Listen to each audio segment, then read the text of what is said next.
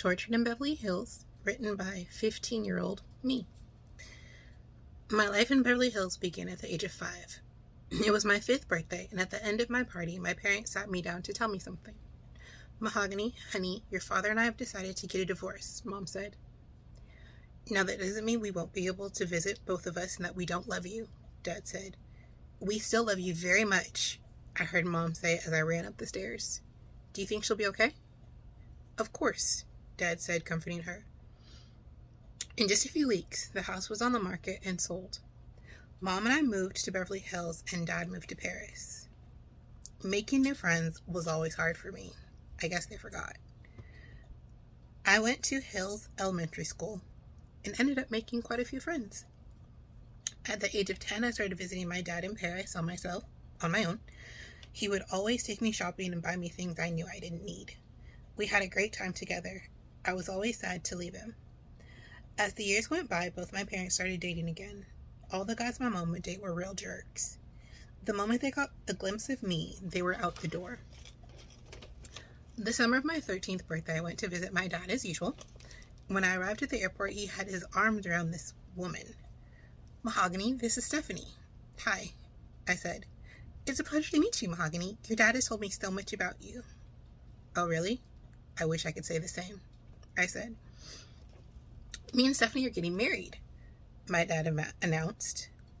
All of a sudden, my smile turned upside down. On the way home, it was completely quiet.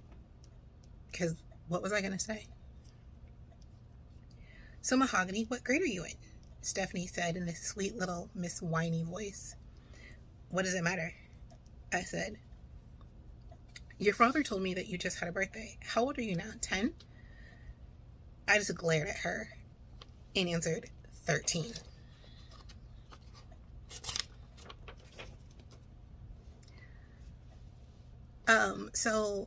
What would you like for dinner?" Dad said, trying to change the subject. "Can we go to our usual spot?" I asked. "Honey, I was talking to Stephanie." "Oh," I said. When we arrived at the house, I quickly got out the car and headed straight for the stables.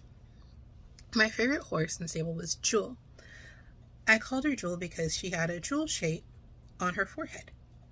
I would always ride her to our special place where I loved to be alone. "How am I going to get rid of her, Jewel?" I asked, and she just neighed and shook her head. After about an hour, I returned to the house and asked Klaus, our butler, for a sandwich and some strawberries on the side. The time with my supposed new stepmom was hell. She would boss me around, and when my dad and I went for our annual shopping spree, she tagged along and basically told my dad what to buy me. I couldn't believe it. All she wanted me to have was clothes and shoes, and every time I disagreed, she would either threaten or pinch me when my dad wasn't paying attention. The whole time I was there, I didn't spend a single minute alone with him. He thought everything was fine because that's what Stephanie said. The whole 3 months I was there, I lived in fear of her. For the first time, I was actually happy to go home. At the airport, I didn't get a chance to say bye or hug my dad because of Stephanie. I could tell he was hurt, and so was I. I was starting 8th grade, and I was pretty excited about it. On the first day of school, I wore this cute Eskimo dress.